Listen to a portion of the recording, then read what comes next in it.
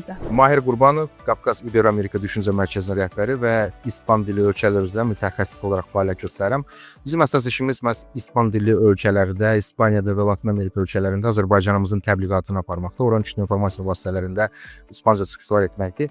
Və Şeyin Akademinin bugünkü tədbiri də çox önəmli tədbirlərdən hesab olunur. Çünki eyni zamanda gənclərimizin motivasiyasında, bu koordinasiyalı şəkildə bu prosesdə bu tədbir dediyim qədərilə bu diplomatik karyeranın qurulmasında da çox vacibdir. Və düşünürəm ki, həm İspaniyada, həm Latin Amerika ölkələrinə birlikdə, həm Şeyin Akademi ilə birlikdə, xüsusilə Jalə xanımla birlikdə biz o arealda vətənimizin təbliğatı ilə bağlı vacib və gözəl layihələri həyata keçirə bilərik. Vətənimiz tərəfindən, dövlətimiz tərəfindən və fövqəladə və səlahiyyətli səfirlər tərəfindən həmin ölkələrdə Azərbaycanın təbliğatı yüksək səviyyədə aparılır.